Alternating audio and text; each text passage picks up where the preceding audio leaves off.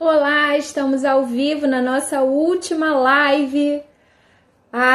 Estamos acabando o desafio, mas quarta-feira a gente ainda vai ter uma masterclass sobre o básico dos investimentos. Então ainda não é o final. O Instagram está tentando achar aí mais pessoas e vamos aguardar então. Deixa eu mudar aqui o lugar porque tá balançando. Acho que assim vai ficar melhor. Então, pessoal, foram dias muito bons. A gente aprendeu muita coisa, né? Hoje eu estava conversando com uma pessoa que participou do desafio. Ela estava me contando que ainda não conseguiu fazer todos os exercícios, mas por causa de tempo e tal, eu sei, as pessoas têm as suas rotinas e nem sempre dá para fazer tudo, mas eu achei muito legal porque ela disse assim: os primeiros exercícios. Olá, Rita, tá me ouvindo bem aí? Me fala aí, por favor, através dos comentários se tá me ouvindo bem. Vamos aguardar aí as outras pessoas entrarem. Mas ela estava me dizendo que ela começou a fazer os exercícios, essa pessoa, mas chegou num momento em que ela falou: poxa, estava tão consistente ali, tão profundo, que eu realmente precisei parar, avaliar. Os primeiros eu fui fazendo rápido, mas depois eu realmente precisei refletir sobre essas questões da vida, né? Então eu realmente encorajo vocês aí que vão me assistir. Se vocês por um acaso ainda não fizeram os exercícios, façam, porque esses exercícios são muito proveitosos para a vida de vocês. Deixa eu enviar aqui a live para algumas pessoas para ver se o pessoal entra aí na live. E tô enviando aqui. O pessoal deve estar um pouco atrasado aí nessa nossa maratona de lives. Hoje a gente teve uma questão aí também no envio do e-mail, não sei se o pessoal já recebeu, mas vamos começando, que vai ficar gravado aqui durante 24 horas e aí o pessoal pode assistir depois. Queria começar fazendo uma retrospectiva sobre tudo que a gente falou nesses dias, né? Primeiro dia da live, a gente falou sobre abundância e escassez e sobre a emocionalidade do dinheiro. Olá, o pessoal que tá entrando aí. A Rita tá dizendo aqui que já tá planejando investir. A gente vai na Brenda, tudo bem? Iula. A gente vai na quarta-feira ter uma aula sobre o básico que você precisa saber para começar a investir. Eu vou mandar o e-mail para vocês pelo Zoom com link de acesso para quarta-feira. E hoje eu quero fazer uma retrospectiva aqui e falar também sobre um pouquinho da minha história e alguns segredos que eu descobri ao longo da minha vida sobre a abundância na vida. Olá, Chicão, tudo bem? Vi que você participou ontem aí também. Saudade de você, Chicão. Tô vendo aí tua fidelidade aqui na live. Obrigada, viu? Pessoal, 12:04 aqui. Vamos começar então? Daqui a pouco o pessoal vai entrando aí. Então, primeiro dia, a gente falou sobre abundância e escassez, sobre a gente mudar a nossa perspectiva. Algumas vezes a gente tem uma mentalidade só voltada para a escassez, para o pouco, para a impossibilidade, mas que quando a gente olha para todo o universo, a natureza, a criação, a gente tem a percepção de que a vida é uma vida abundante, de que tudo que foi criado é abundante. Se a gente olhar para os pássaros, esses dias eu estava na varanda aqui e a minha rua tem muitos pássaros e a gente vê como que eles simplesmente voam e tem o que comer e não tem escassez para eles. E a gente viu também sobre a emocionalidade do dinheiro. Eu propus um exercício aí, que eu não sei se todo mundo fez, que era um desafio, a gente associar quais eram as nossas emoções nas nossas compras não planejadas. Algumas pessoas falaram para mim que por causa desse exercício até começaram a tomar mais consciência sobre as suas compras não planejadas, as suas compras impulsivas. E é justamente isso, né? A gente se conscientizar. E qual era a ideia desse exercício, pessoal? Você que terminou hoje, né? Você conseguir identificar os seus sentimentos para que você possa manter esses sentimentos, o prazer, a satisfação, aquilo que você quer suprir, mas sem necessariamente fazer compras compulsivas, né? Você conseguir, por exemplo, fazer uma atividade que te dê o mesmo sentimento, a mesma satisfação, mas que de repente não vai te gastar tanto dinheiro, ou que você pode fazer atividades de graça. No nosso segundo dia, a gente falou sobre a nossa linha do tempo com dinheiro, como que a nossa história, a história dos nossos pais, a nossa infância, muitas vezes vai formando em nós crenças, uma forma de pensar que a gente vai vendo o mundo de acordo com um filtro que não necessariamente retrata a vida plenamente como ela é, mas pode ter uma distorção na forma como o mundo é. A gente passa a enxergar sob a perspectiva dessa crença, e a gente falou também sobre a importância de a gente desafiar as crenças que não nos fortalecem, mas nos enfraquecem, substituindo essas crenças por outras que têm o potencial de nos fortalecer. A gente falou também sobre sabotadores, foi muito legal. Uma das pessoas aqui comentou comigo como que essa live foi um divisor de águas na vida dela, porque ela percebeu alguns comportamentos sabotadores. A gente teve exercício sobre isso tudo.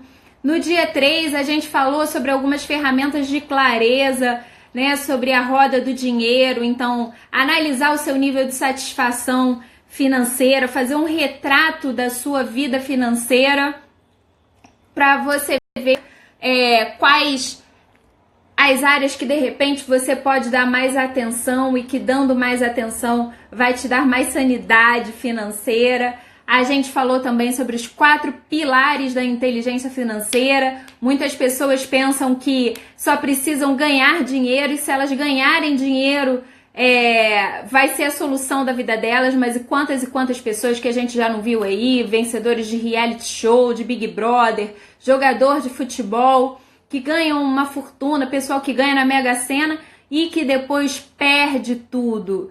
Então, existem alguns outros cuidados que a gente falou sobre isso nos 4 pilares, né? Que é cuidar, ganhar, cuidar, proteger e multiplicar. A gente falou no dia 4 sobre um planejamento financeiro criativo. Por que criativo?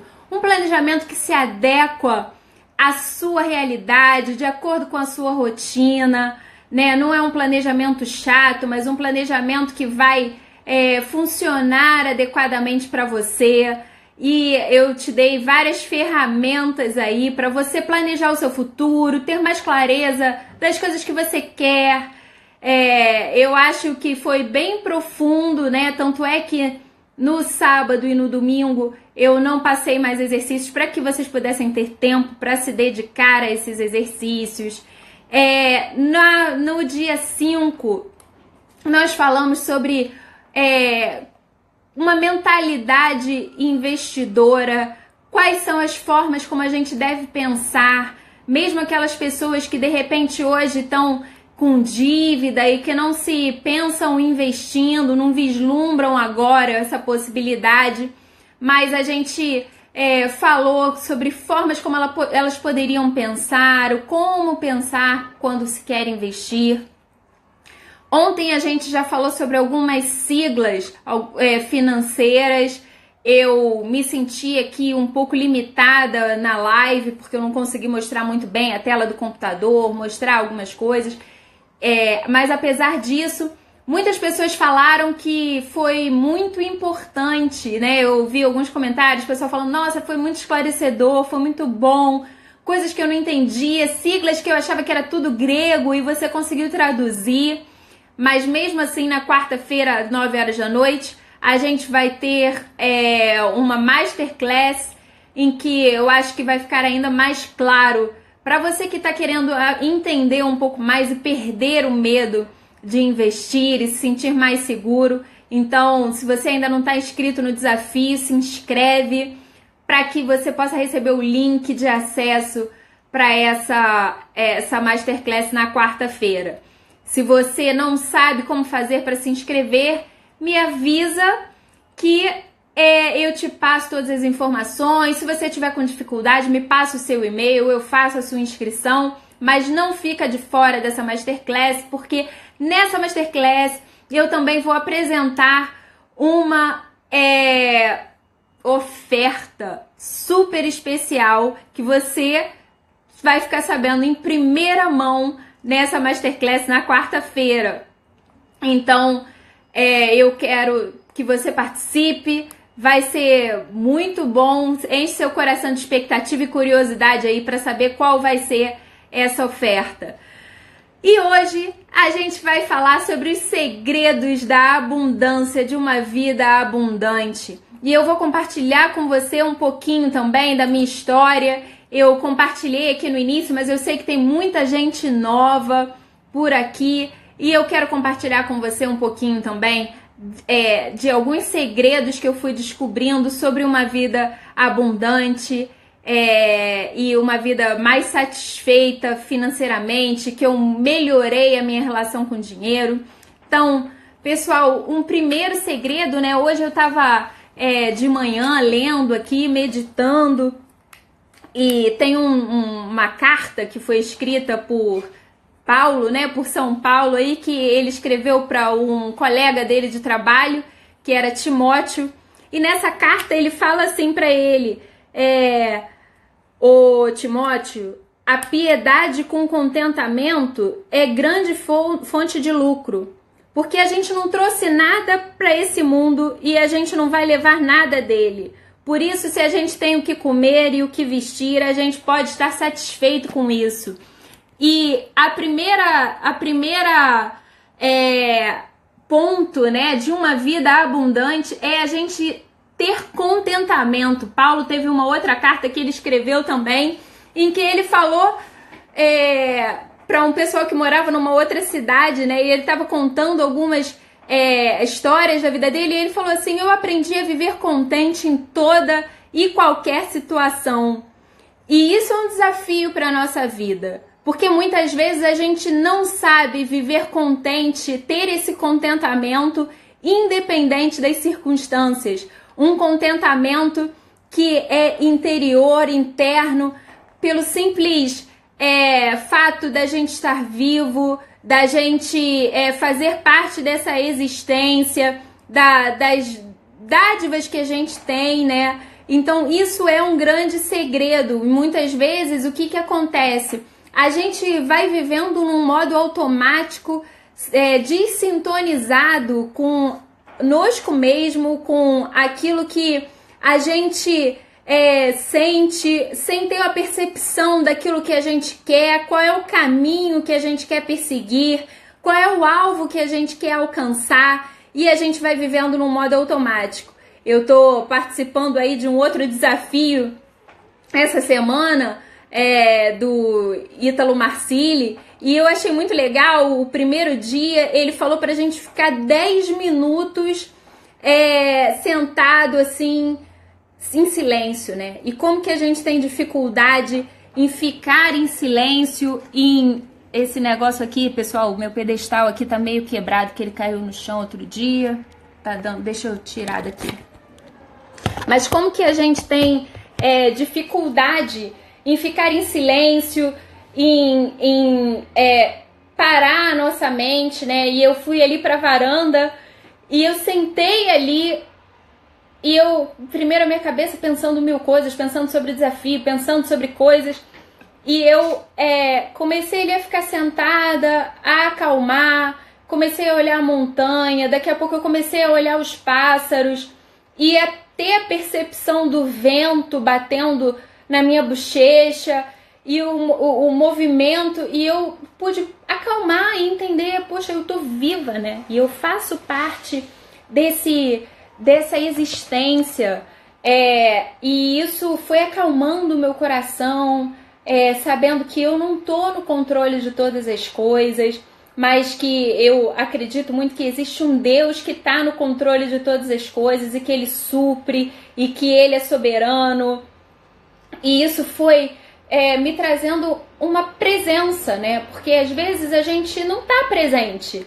A gente está ali com a cabeça a mil num turbilhão e a gente não tem a percepção do que a gente está fazendo, por quê e qual é o alvo maior disso. Então, um dos segredos que eu percebo é esse contentamento, essa satisfação. Se eu tenho ou se eu não tenho, eu tô contente. Se eu tenho muito dinheiro hoje ou se eu tenho pouco dinheiro, eu tô contente, né? E eu também fui com o tempo entendendo que eu não tinha muito uma mentalidade de simplicidade dentro de mim, sabe?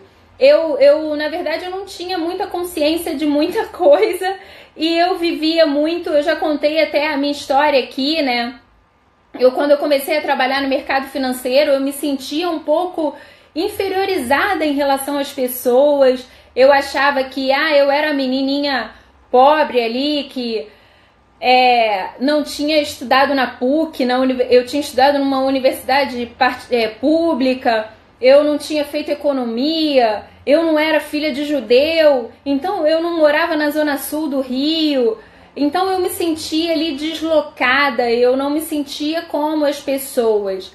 E aí eu fui entendendo na minha cabeça que para ser como eles, eu me comparava com eles. Eu precisava comprar mais coisas, ter mais coisas.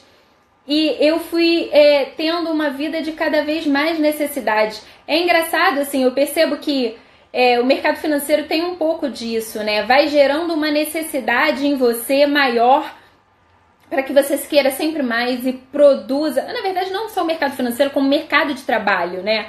É como se fosse assim, gerando cada vez mais uma necessidade em você de consumo para que você fique cada vez mais dependente desse consumo e com isso você tenha que trabalhar mais e tenha que produzir mais e gerar mais receita para as empresas, para os empregadores e para a economia de uma forma geral.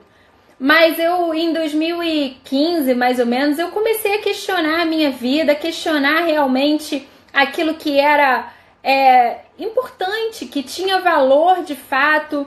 E eu comecei a questionar os meus consumos, o meu custo de vida, o que era realmente necessário.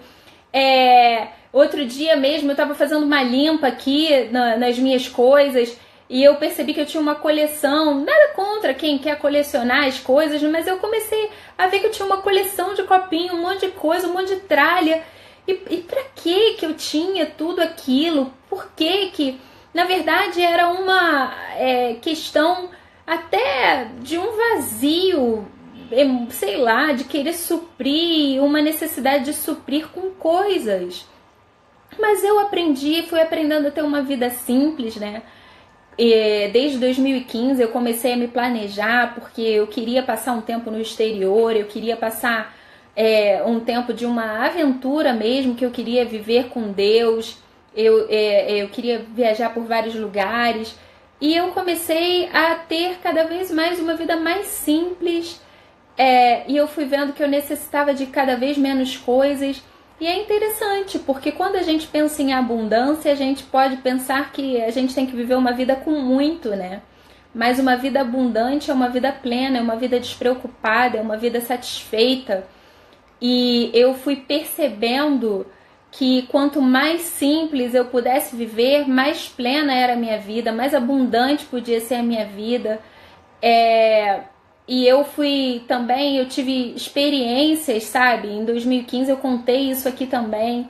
Eu tive a minha primeira experiência, depois disso eu já tive várias, mas a minha primeira experiência em que eu caí de paraquedas, naquela situação lá de Mariana, eu fui para Governador Valadares com algumas meninas que estavam colhendo doações quando a barragem de Mariana rompeu.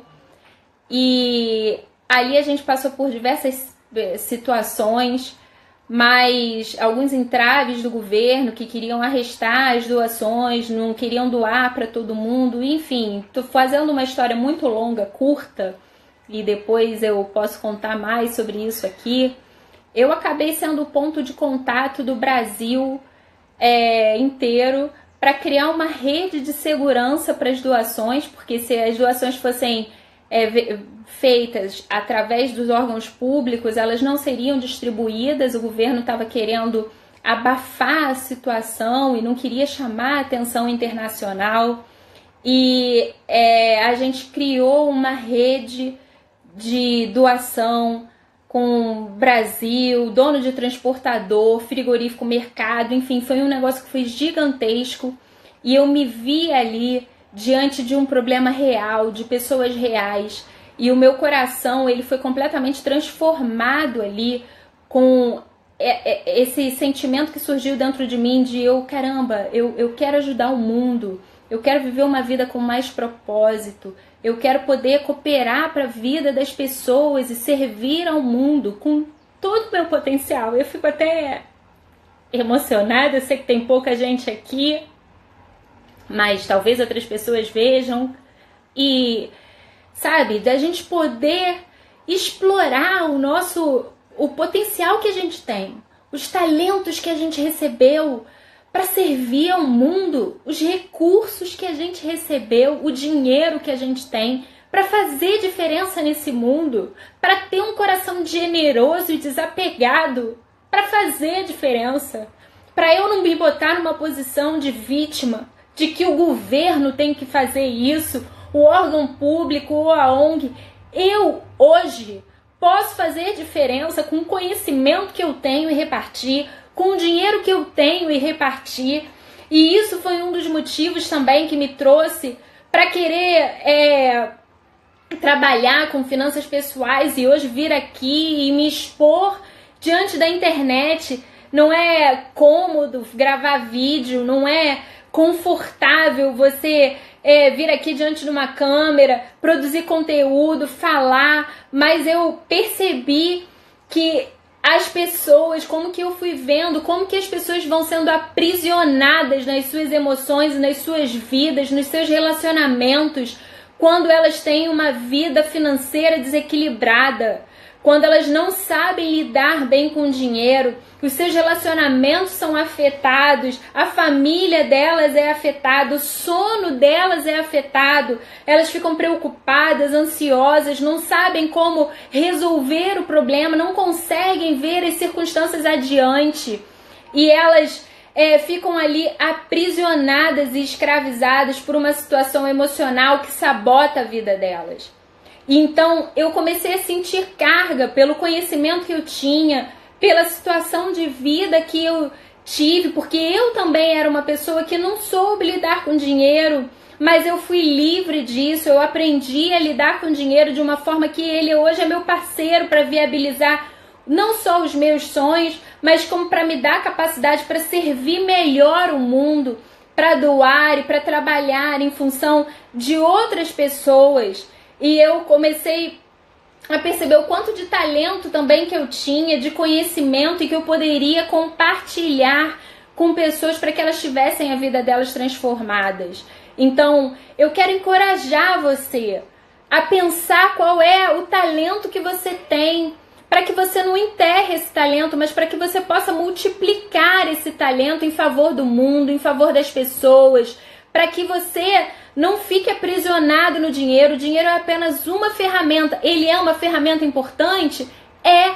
E tanto é que eu hoje estou aqui, estou disponibilizando o meu tempo, o meu trabalho, até mesmo o meu coração, para que pessoas possam aprender a lidar melhor com essa ferramenta. Mas o dinheiro, ele é apenas um meio, ele não é o fim de tudo. E o fim de tudo são pessoas. Se a gente coloca o nosso coração em coisas, a gente vai se frustrar. Mas se a gente coloca o nosso coração em Deus, né, naquele que criou todas as coisas, e é através desse coração e dessa atenção que a gente bota nele, a gente decide servir a esse mundo, servir as pessoas com tudo que a gente tem, então a gente vai poder viver uma vida abundante, uma vida plena, uma vida com prosperidade, uma vida com tranquilidade. E eu quero animar vocês a vocês realmente refletirem sobre aquilo o que você tem hoje para dar. Qual foi esse talento, qual é esse conhecimento que você tem, para que você possa investir em pessoas, para que você possa fazer a diferença. Eu fiquei surpresa, né, nessa ocasião de Valadares, porque eu caí realmente de paraquedas nessa situação lá. Eu nem era uma das pessoas que estava organizando, eu só fui porque eu conheci, uma das meninas era prima de uma amiga minha e eu acabei me envolvendo. Enfim, eu fiquei impressionada em como que as coisas foram se encaixando, e eu, com o meu conhecimento corporativo de gerenciamento de projetos, sabendo gerenciar pessoas, sabendo gerenciar recursos, sabendo gerenciar custo, eu consegui integrar todo esse meu conhecimento para fazer a diferença real. Então, às vezes a gente pensa que a gente é uma gota no oceano, mas o oceano inteiro, ele é feito de gotinhas em gotinhas. E você também tem talentos. E sabe, quando a gente cuida, a gente tira o foco da gente, a gente tira o foco do eu, a gente tira o foco do centro, né? A gente no centro, só a minha coisa, o meu problema, a minha impossibilidade, a minha dívida, o meu isso, o meu... a minha família, sabe? A gente tira o foco disso e a gente olha pra fora. As coisas acontecem, né? Eu ouvi uma frase de uma amiga minha que ela falou pra mim, Karen, quando a gente cuida das coisas de Deus, Deus cuida das nossas coisas. É como se a gente estivesse aqui e a gente tá só aqui, nas nossas coisinhas, o nosso mundinho, e a gente cria uma redoma de proteção em que Deus não consegue acessar. Mas quando a gente tira a nossa mão dali, a gente vai focar em outras coisas, a gente vai servir ao mundo e vai cuidar das coisas que Ele deu pra gente, aí a gente dá liberdade para Ele poder acessar e começar a fazer as coisas na nossa vida. E foi isso que aconteceu na minha vida mudou, e hoje eu posso viver uma vida mais abundante, mais tranquila, com mais significado, com mais propósito, cooperando para mais pessoas. E eu quero te encorajar a você realmente mudar o foco da tua vida, tirar o foco de você mesmo e usar os teus talentos e multiplicar os seus talentos. Pessoal, era isso que eu queria falar. Compartilhei aqui um pouquinho da minha história. Eu espero que tenha agregado para vocês e que vocês possam ser encorajados por isso. E na quarta-feira a gente vai ter essa aula aí sobre investimentos. Eu encorajo vocês a aprenderem a investir, para vocês serem bons gerenciadores dos recursos que vocês recebem, para vocês multiplicarem, para que vocês tenham uma reserva de emergência, para que vocês possam socorrer os necessitados, suprir as necessidades de vocês, para vocês não ficarem endividados, para que você tenha também um recurso ali para os seus sonhos, para que você se planeje para a sua velhice, porque a gente não está habituado a pensar nisso, mas a gente pode se permitir a pensar, né? Eu encorajo a vocês a realmente terem uma vida mais livre, mais tranquila, tá? E a gente poder usar todo o conhecimento que está à nossa disposição para a gente fazer um novo caminho para a nossa vida. Eu espero que vocês tenham gostado da live de hoje e qualquer coisa eu estou à disposição. A gente vai se falar aqui. O ano de 2020 está só começando, quer dizer, vai estar prestes a começar, né? Então a gente tem a faca e o queijo na mão para fazer a nossa vida ser diferente. A gente está hoje é dia 9 de dezembro, a gente não precisa esperar dia 31 de dezembro chegar para fazer as coisas serem diferentes. Todo dia, quando você abre os olhos, você tem a decisão de fazer tudo igual ou de fazer diferente naquele dia. E eu quero te animar hoje a fazer diferente. E no que eu puder contribuir para a tua vida, no que eu puder contribuir para você, conta comigo. Eu quero que você tenha em mim também uma pessoa que quer te ajudar, que quer ser